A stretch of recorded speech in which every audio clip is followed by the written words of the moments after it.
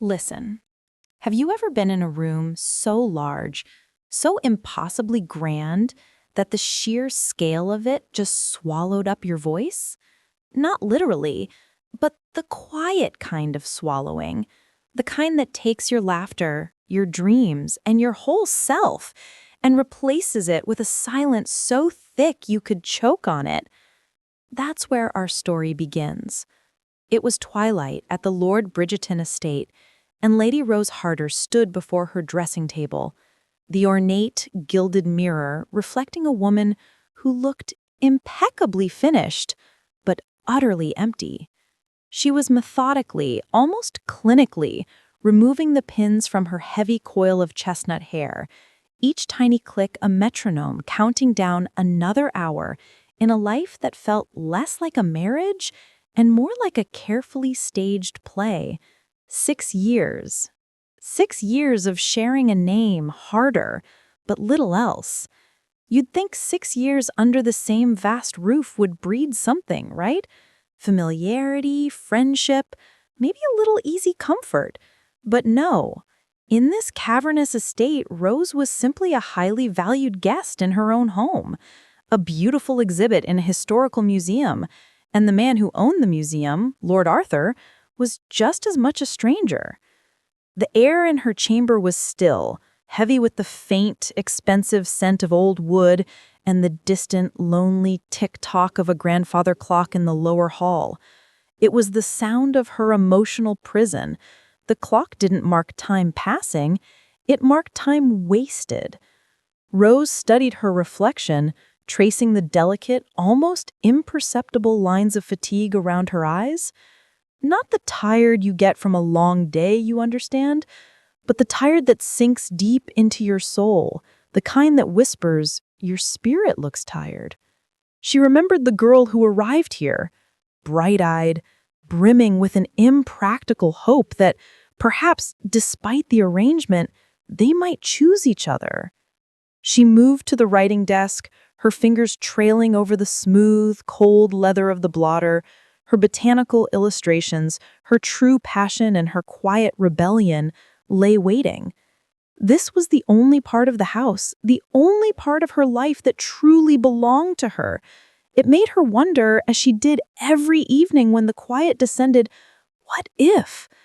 What if she hadn't given up that silly romantic notion of a marriage built on love instead of duty? She closed her eyes, and the ghost of a dream surfaced, a brief, fleeting memory of the woman she used to be, the one who imagined leaning into her husband, not pulling away, the one who craved an arm around her shoulder that was an embrace, not a courtesy.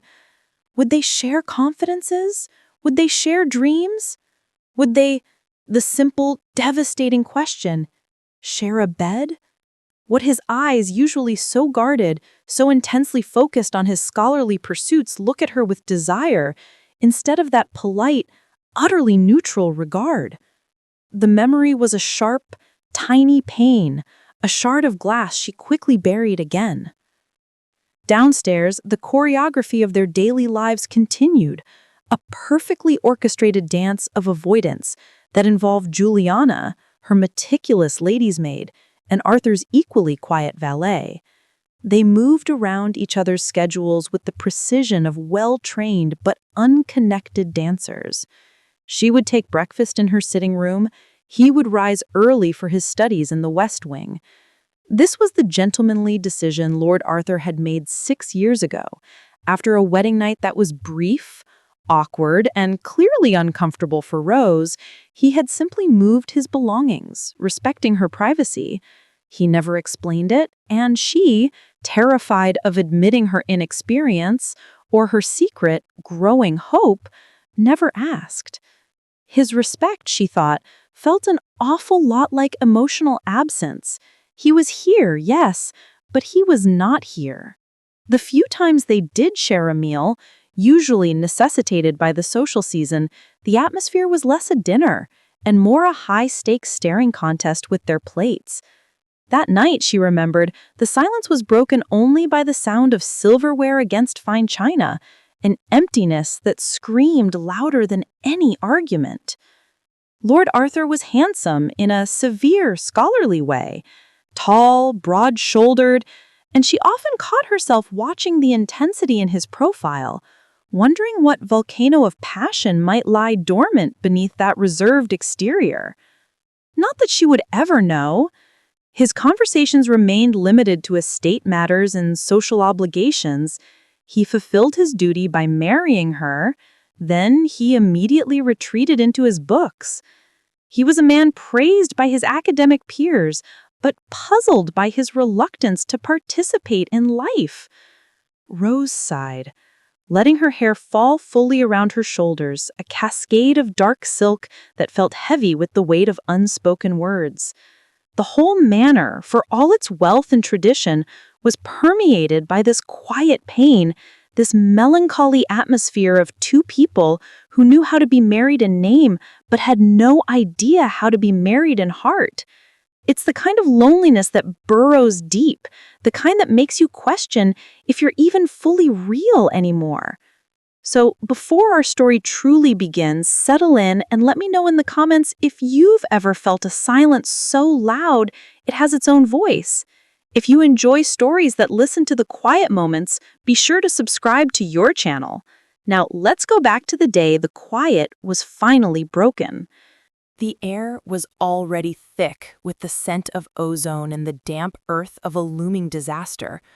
All day the weather had held that strange, metallic tang, the kind of stillness that precedes the inevitable break. And then it came. The storm didn't just arrive, it attacked the Lord Bridgerton estate. Rain was flung against the windows like handfuls of gravel, and the wind howled through the manor's ancient stone vanes, a mournful, visceral sound that made the candle flames jump. Rose couldn't sleep. The thunder was not distant. It was right overhead, a seismic boom that vibrated through the floorboards and into the hollow chamber of her chest. After an hour of staring into the inky darkness, that familiar, suffocating loneliness pushed her out of bed. She needed to escape the silence she knew and trade it for the roaring chaos outside. The library, that enormous, leather-scented sanctuary, was always her refuge. She crept down the corridor, the polished wood cool beneath her slippers, her dressing gown clutched tight. The staircase creaked a protest, and a flicker of lightning briefly turned the ancestral portraits into stark, accusing faces. But Rose hurried on, drawn by the desperate hope of anonymity among the spines of forgotten stories. She pushed open the heavy library door, expecting the embrace of solitude, and froze. The room wasn't empty. There, hunched over his massive mahogany desk, was Lord Arthur. He was framed by the single, trembling oil lamp, the rest of the vast space swallowed by shadows. His usual immaculate composure was gone. His cravat was discarded. His shirt sleeves were rolled up to his elbows, revealing the corded muscle of his forearms, and his dark hair fell forward across his brow. He was surrounded by a chaos of ancient parchment and open texts. He looked raw, completely unguarded, and somehow younger. He looked up, equally startled. His gaze, usually so quick to slide away, locked onto hers with an unexpected, feral intensity. Rose. Her name on his lips was deeper than she remembered, a single, rough exhale. I didn't expect anyone to be awake. The storm, she managed, clutching the silk closer, feeling suddenly exposed in her nightclothes. I couldn't sleep. An awkward, charged silence fell between them, broken only by the relentless hiss of the rain. She was already turning to retreat, to save them both from this impossible intimacy. I can leave you to your work. No. The words snapped out, quick and absolute, stopping her mid-turn. Please stay. I could use a fresh perspective. That was the crack in the facade. 6 years. 6 years of polite regard, and in all that time he had never once invited her beyond the polite barriers of his scholarly world. It was a detail she couldn't ignore. Rose approached his desk slowly, cautiously, as one might approach a magnificent, unpredictable animal who had suddenly decided not to flee. "What are you studying?" she asked, her voice barely a whisper against the drumming rain, peering at the strange, cramped script of the text. He focused on rearranging a stack of papers, avoiding her eyes. Marriage rituals," he replied, and then with a heavy, visible swallow, ancient Etruscan marriage customs, to be precise. The air went electric. Marriage rituals? Rose looked at her husband, this man who avoided his own marriage with the precision of a master craftsman, now poring over the dynamics of dead relationships. How unusual, Arthur. His fingers tapped a nervous rhythm on the desk, the sound swallowed by a sudden, brilliant flash of lightning that illuminated his face, intense, earnest, stripped of his usual reserve. The Etruscans, he continued, the words tumbling out now, they had progressive views. They valued companionship, equality.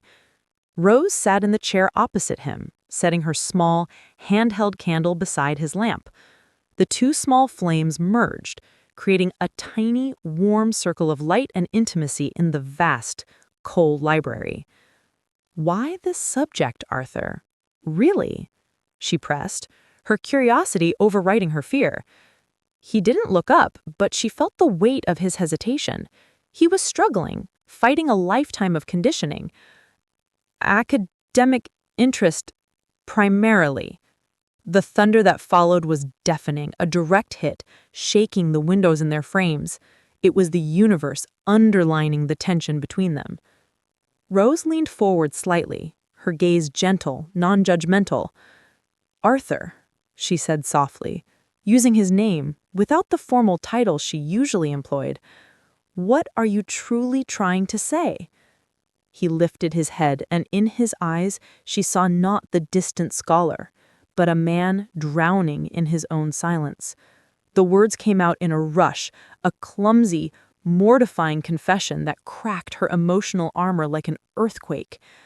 "I've been studying how to be a proper husband to you," he blurted. He looked instantly horrified at his own sudden clumsy vulnerability. Rose simply stared, certain the thunder had warped the sound, certain she hadn't heard him correctly. "I beg your pardon?" "I know I fooled you," he continued, the dam completely broken now, words flooding out with the ferocity of the storm. "Our marriage was arranged, yes, but that doesn't mean it had to remain so empty. I truly thought I was being respectful by keeping my distance, by not imposing my presence where it might be unwelcome." His chest rose and fell with the force of his admission. "But lately, I've wondered if perhaps that was cowardice disguised as consideration. 6 years of icy formality, 6 years of him retreating to his wing, all laid bare in a single, gut-wrenching moment." "You've been researching how to be a husband in ancient texts," she repeated, the absurdity of it mixed with the terrible, piercing grief of his lost sincerity. "I know it sounds absurd," he admitted, his gaze intense, pleading for understanding, "but I understand historical documents far better than I understand people, or feelings, or you." The last word was spoken so softly, so heavy with regret, that it might as well have been a touch. A breath caught audibly in Rose's throat. A single, profound statement had shattered the intricate scaffolding of their 6-year misunderstanding. It wasn't malice that separated them. It was fear, mistaken courtesy, and silence. "You could have simply asked me," she said, the words barely a whisper. "Ask me what I wanted, how I felt about our arrangement." Their eyes met, truly met, for the first time. A genuine connection that bypassed all the polite, fleeting glances of the past. Rose saw the uncertainty in his gaze, but underneath it, a desperate, undeniable yearning. "And what would you have said?" he asked, the question hanging between them, weighted with the history of their silence. A final, blinding flash of lightning lit the room, immediately followed by a deafening, rattling crack of thunder. The lamp flickered wildly, threatening to plunge them into darkness. "I would have said," Rose answered, her voice film despite the heart hammering in her chest, "that I never wanted to be a stranger to my own husband, that I married expecting at least the possibility of companionship, perhaps even affection over time." Arthur's expression transformed, dawning comprehension replacing confusion. "I thought, when we first, you seemed so uncomfortable with my touch. I was nervous, inexperienced, not unwilling." 5 years of silence, 6 years of misunderstanding suddenly collapsed into the space between them, leaving only the charged, undeniable presence of two people who had finally, honestly found each other in the storm. "It seems that I have much to learn that isn't contained in these books," he said slowly, his voice thick. And so they sat, two souls separated by 6 years of misunderstanding, the desk between them no longer a barrier of polished wood, but a witness to their collective failure. The storm outside had shifted its note, no longer a scream, but a deep, rolling growl, amplifying the profound weight of their conversation. Rose didn't look away. She didn't flinch from the exposed, desperate honesty in his eyes. Instead, she let the grief wash over her, not the grief of a lost love, but the corrosive, quiet grief of 6 years of her life lived on the sidelines, of a heart that had been slowly but surely turning to stone. She spoke now not as Lady Rose Harder, the politely distant wife, but as Rose, the woman who had buried her expectations deep beneath the soil of the Lord Bridgerton estate. "You talk of courage, Arthur," she began, her voice gaining a wistful, almost aching quality. "But I ask you, what courage does it take to simply turn away, to decide, unilaterally, that silence is respect? I have sat in that drawing room year after year, watching the seasons change outside the window, wondering if my existence made any difference to the man who was legally bound to me. I thought you found me utterly lacking. I thought I was simply the necessary connection to older nobility, a financial transaction that was completed, stamped, and filed away." She paused, inhaling the unique scent of him, rain, old leather, and a hint of scholarly ink, a scent that now, for the first time, felt dangerously intoxicating. "You talk of courage, Arthur," she began, her voice gaining a wistful, almost aching quality. "But I ask you, what courage does it take to simply turn away? To decide, unilaterally, that silence is respect? I have sat in that drawing room year after year, watching the seasons change outside the window, wondering if my existence made any difference to the man who was legally bound to me. I thought you found me utterly lacking. I thought I was simply the necessary connection to older nobility, a financial transaction that was completed, stamped, and filed away." She paused, inhaling the unique scent of him, rain, old leather, and a hint of scholarly ink, a scent that now, for the first time, felt dangerously intoxicating. "You could have broken the rules we never spoke of. You could have simply asked me what I desired, how I felt about waking up every morning knowing I had married a shadow. I was here, Arthur. I was always here." Rose felt the sting of hot tears, not tears of pity but of rage at her own former passivity. She leaned forward, the small space between their candlelight shrinking. "And if you had asked, after that difficult night, when I was a girl, terrified of the very act, yes, but not terrified of you, I would have confessed everything. I would have said I never wanted to be a stranger to my own husband. I married expecting at least the possibility of companionship. I thought perhaps, given time, given tenderness, that affection might bloom." Arthur didn't interrupt. He simply absorbed her words, each one landing like a physical blow. His jaw was clenched, the muscles tightening beneath his skin, and Rose saw the scholar's mask finally shatter, revealing the depth of his regret. He understood now the colossal, silent blunder he had made. "I saw the trembling," he admitted, his voice rough, heavy with self-condemnation. "And in my mind, that was a final decree. You seemed so distressed. I told myself it was the gentlemanly decision to retreat, to give you freedom within the confines of our arrangement. I never saw the truth until you laid it out, that my consideration was cowardice, and my respect was nothing but an isolating cage for us both." His hand moved, not reaching for her, but grasping the fragile, ancient manuscript on Etruscan rituals. He turned it over, perhaps looking for the answer written in a dead language, but the answer was burning right across the desk. "You were nervous, inexperienced. You weren't unwilling." "No," I confirmed, my heart cracking open like dry earth finally meeting rain. "I was not unwilling. I was merely waiting for my husband to see me as a woman, and not just a duty." The tension that radiated from Arthur now was raw, primal. It was the energy of a creature, a man, who had been blind to the most fundamental truth of his own existence and was now blinking into a blinding, painful light. 6 years of misunderstanding were suddenly laid bare, a desolate landscape they had both unwittingly chosen to inhabit. The internal dialogue was deafening now. 6 years of silence, and now this impossible, agonizing clarity? Arthur pushed back from the desk, rising abruptly. The movement was sharp, restless, like a shifter feeling the insistent pull of a phase he couldn't control. He began to pace the small, candlelit area, his rolled-up shirt sleeves and disheveled hair, making him look less like a lord and more like a predator, examining his long-lost territory.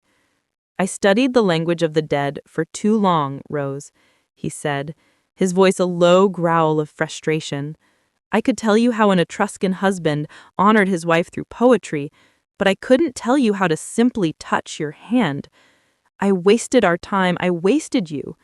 He stopped pacing, turning to face her, his gaze burning with a new, devastating sincerity. "I realize now that the most complicated, intricate text I have ever encountered is the one sitting right before me." He slowly walked around the desk until he was standing next to her chair.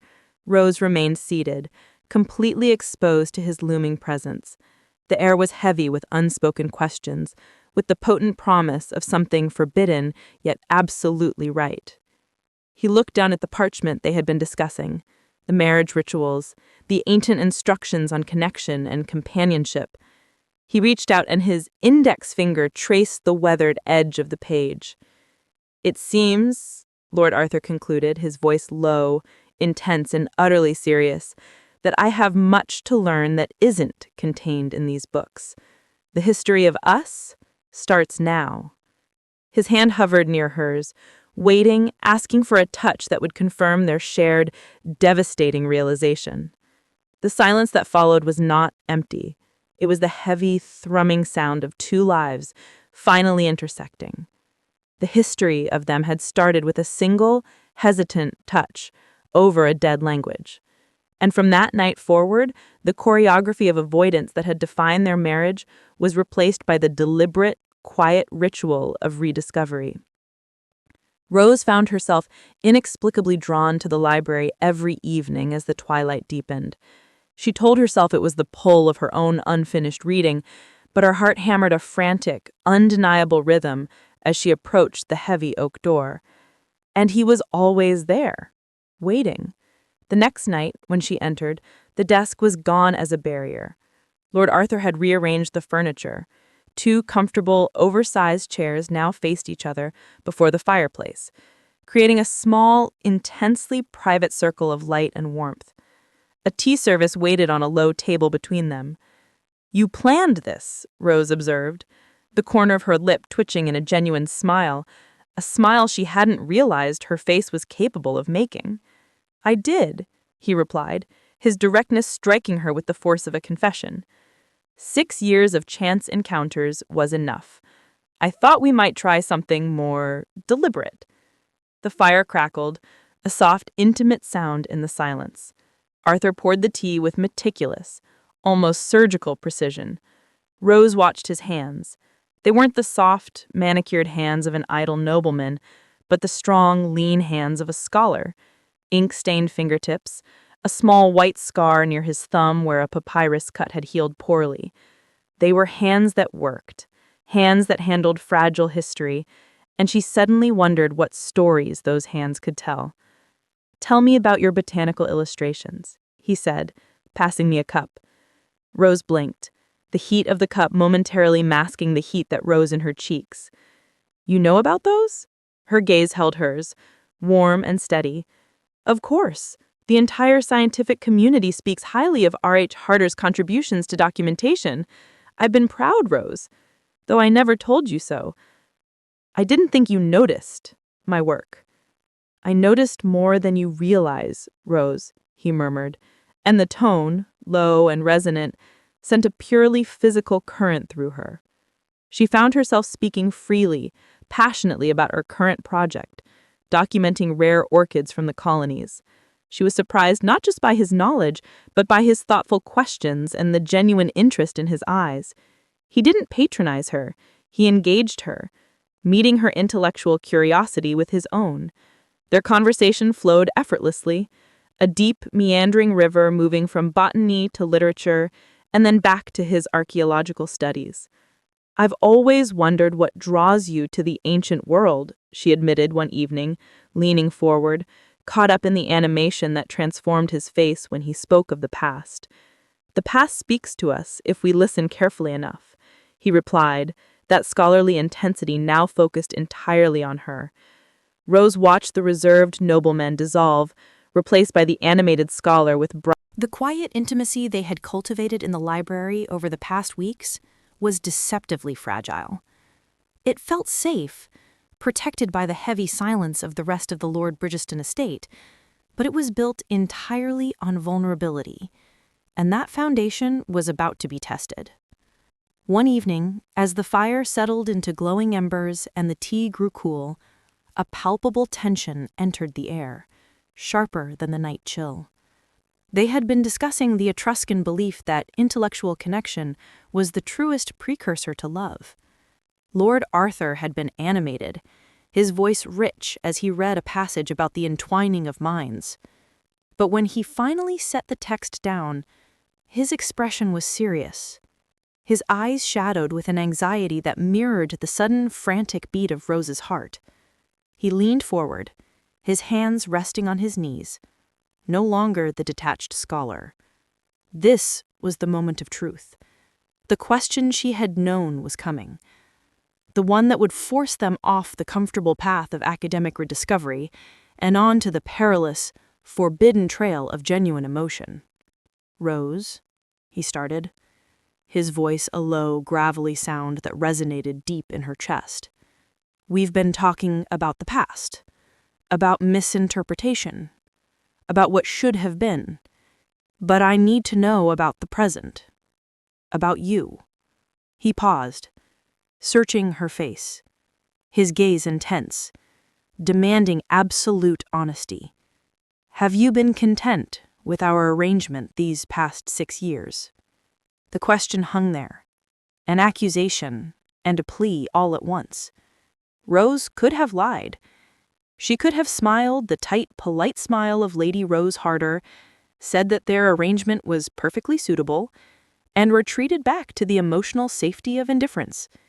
It would have been easy. It would have maintained the peace. But the woman who had been reawakened in the candlelight refused. Her heart, which had been silent for so long, now throbbed with the painful, undeniable truth. The silence stretched between them, heavy with the weight of her choice. "No, Arthur," she answered, the single syllable carrying the burden of 6 years of loneliness. "I have not. I have been desperately lonely." The effect of her confession was immediate, visceral.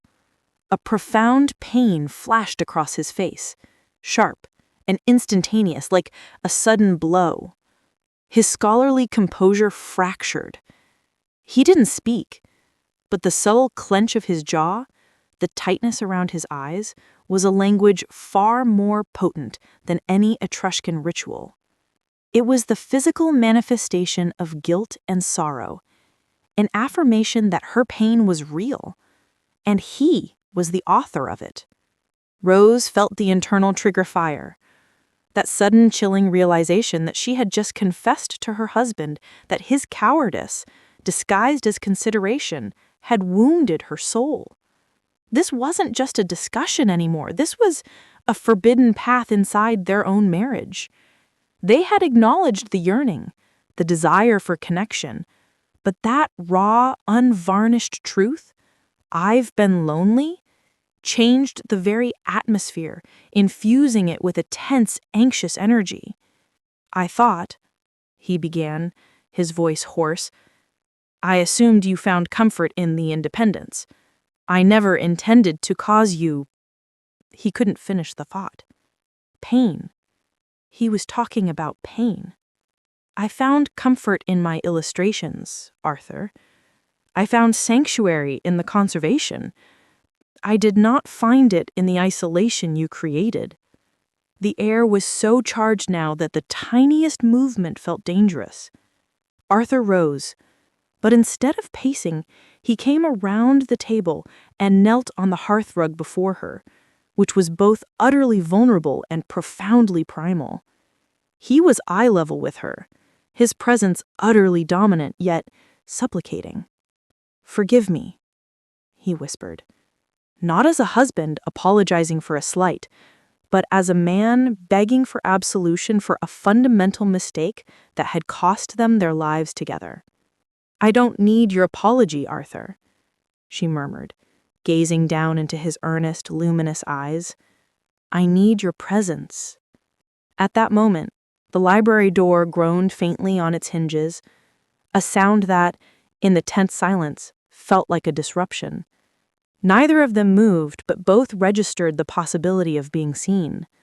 The world, the estate, the polite society of Lord Bridgeston Estate still existed outside their small circle of firelight. The guilt, the sense of doing something fundamentally taboo despite their legal bond, pricked at Rose. This is wrong. This intensity is too much.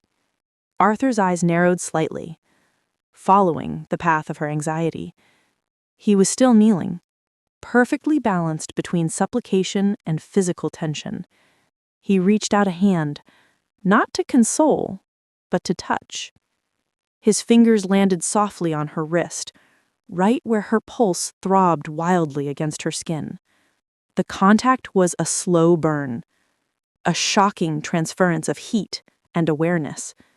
Rose felt her breath hitch, a small involuntary gasp escaping her lips. This was the forbidden path, the line they had been flirting with since the storm, and they were crossing it with just a touch of the hand. He pulled back instantly, though his eyes betrayed no regret, only a fierce, hungry recognition. "I apologize," he said, the old formality a thin shield over the heat in his voice. Rose swallowed, the adrenaline rushing through her veins, chasing away the shame and leaving only the thrilling awareness of him. She met his gaze, her voice steadied despite the frantic pace of her heart.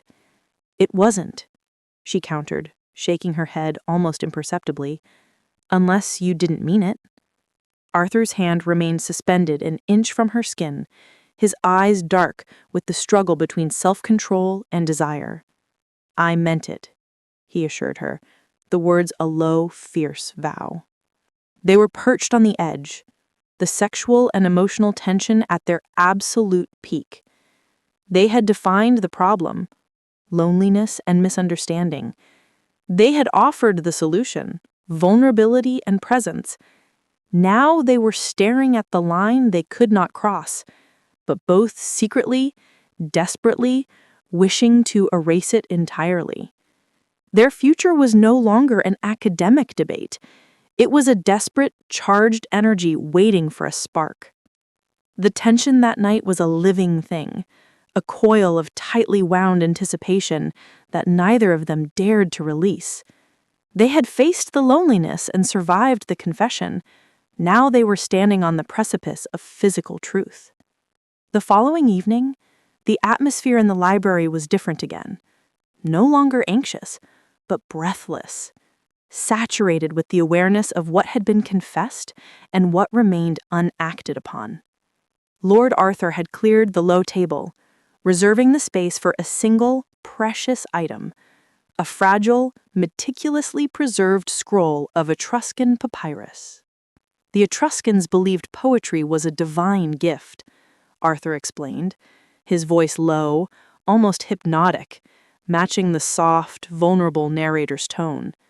He handled the scroll with reverence, his strong fingers moving with delicate care. Rose leaned closer, inhaling the scent that was uniquely him, sandalwood cologne mixing with the musty, ancient scent of the paper. Their love poems were particularly sacred, he murmured, his gaze lifting to meet hers, holding it captive. Meant to be recited during important ceremonies. I found a passage I wanted to share. Rose felt the blood rush to her cheeks. She was fascinated by the faded symbols, but entirely focused on the man tracing them. The romantic tension was now a visible current, a shimmering heat between them. He began to translate, his voice dropping to a register that was intimate, resonant, making the words feel less like a translation and more like a personal vow. This passage, he explained, spoke of desire that transcends physical boundaries, a connection of minds that inevitably draws bodies together. Your thoughts entwine with mine, like vines seeking sunlight, he translated, his eyes never leaving the text yet somehow speaking directly to her soul. When your wisdom touches my understanding, I tremble more than when hands meet flesh. Rose felt a dizzying wave of heat. The poetry was provocative, speaking of an intellectual intimacy that was far more powerful than casual touch. For 6 years, they had been strangers. Now, through a dead civilization, he was declaring their souls were intertwined. They valued intellectual connection as a precursor to physical intimacy. He continued, lifting his gaze to hers, his own eyes dark and questioning. Rather progressive for their time, wouldn't you say? And for ours, she murmured, the phrase an admission of her own growing desire. Their eyes met over the ancient text. The library was ready. Rose was ready. She stood in the center of the room, the same space where their 6 years of silence had shattered, where their love had been forged in the crucible of honest letters. Outside, the weather was paying homage to their journey. Another storm was tearing across the Lord Bridgeton estate, mirroring the fierce, desperate hope that was pounding in her chest. She paced, pausing to touch the worn spines of Arthur's books, straightening a candlestick. The symmetry was agonizing. It was the same atmosphere as the night their true story began, lightning flashing, thunder rumbling, but everything was irrevocably changed. His ship had docked that morning. Hours bled into evening. The household buzzed with the muted chaos of a lord's return, but still no Arthur. Doubt, the old familiar poison, began to seep into the edges of her resolve. Had the reality of the entailment, the pressure of Lady Diana, made him change his mind? Then, in a blinding flash of lightning that illuminated the rain-streaked windows, she saw him, a figure on the drive, tall, cloaked, moving with a singular, hungry focus toward the house. Her heart didn't just beat, it leapt against her ribs, a wild creature recognizing its mate after a long, cruel separation. Moments later, the commotion reached the hall, the deep timbre of his voice, the muffled exclamations of Juliana and the other staff. She stayed exactly where his final letter had instructed her, in the library.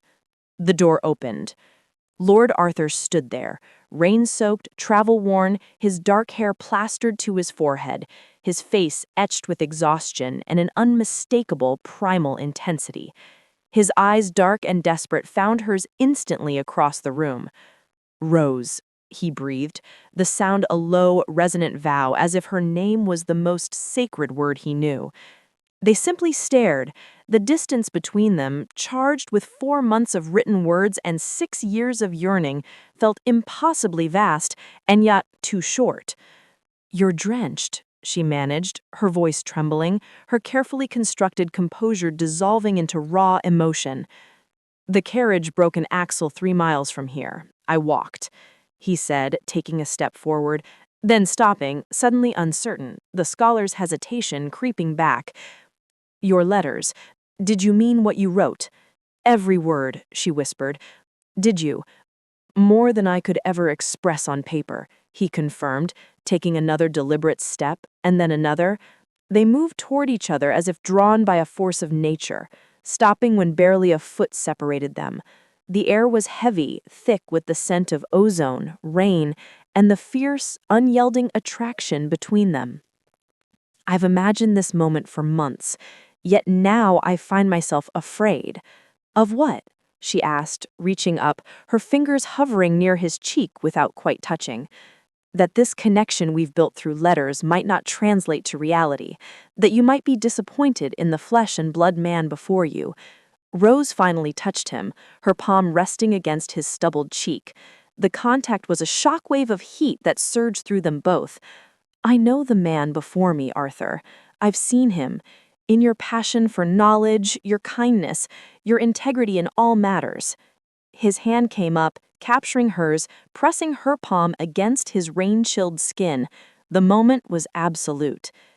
"I love you," he said simply, fiercely, not as a duty or an arrangement, but as a man loves a woman he admires, respects, and desires above all others. "Show me," she whispered, her voice a deep, husky demand for the physical realization of the bond. She was choosing love over fear, choosing the truth of them over the fear of the entailment. "I want my husband, Arthur, not for Lord Bridgerton estate, not for the legacy, but for myself, for us." The kiss that followed was a claiming, a promise, a declaration that swallowed 6 years of silence in an instant. His arms encircled her waist, pulling her against the hard, rain-soaked length of his body. When they finally broke apart, both breathing heavily, Arthur rested his forehead against hers. "I should go change out of these wet clothes," he murmured, his hands tracing the curve of her spine. "Yes," Rose agreed, though neither moved. Lightning flashed again, followed immediately by a deafening thunderclap. The storm was directly overhead, a roaring symphony mirroring the intensity that bound them. "Or," Rose said, with a quiet, stunning boldness that surprised even herself, "you could simply remove them here." Arthur's eyes, dark and luminous, met hers, reflecting the firelight and the storm's fury. The question was serious, heavy with consequence. "Rose, are you certain? I don't want you to feel pressured because of the entailment or my mother's expectations." "I want my husband," she said clearly, pushing the wet fabric of his cloak off his shoulders. His response was a deep guttural sound, followed by a kiss that was a descent into pure, powerful desire. They moved toward the hearth, the low fire casting shifting shadows across the leather-bound walls, the place where countless hours of conversation had transformed them from strangers to lovers. He unfastened the buttons at her back with a reverence that spoke volumes, and she helped him shed his sodden clothes, each layer removed, dissolving the barriers of the past. When they finally joined before the fire, it was with the utter tenderness and fierce joy of two people who had earned this moment with 6 years of quiet endurance and 4 months of agonizing honesty. Their lovemaking was unhurried, a shared discovery, an eloquent communication that transcended words. Afterwards, wrapped in a blanket on the hearth rug, Rose rested her head on Arthur's chest, listening to the steady, strong beat of his heart. 6 years, she mused softly. We could have had this all along. Perhaps, he countered, stroking her hair. But would we have valued it as we do now? Would we have understood its rarity? Wise as always, my scholar husband, she smiled and pressed a kiss to his shoulder. Not wise enough, he countered, holding her tighter. It took me 6 years to recognize the treasure I already possessed. Outside, the storm had begun to abate.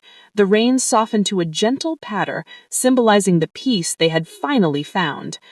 "What happens now?" she asked, her voice soft with contentment. "Now," he said, tilting her face up to his eyes full of certainty, "we begin our marriage in earnest, not the one our families arranged, but the one we choose for ourselves."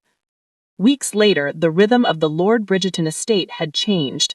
Rose was going about her normal life, but her eyes held a secret warmth, a quiet vitality that had been missing for 6 years. Her morning dress felt less like a uniform and more like a choice. Arthur was still engrossed in his studies, but he now broke away every midday to join Rose in the conservation, sharing a simple lunch among her vibrant, exotic plants. His presence was not a formality, it was an anchor. One afternoon, Rose walked into the library, expecting to find him at his desk, but found it empty. She sat in the chair before the fire, breathing in the familiar scent of leather and sandalwood. She didn't need him physically present to feel him.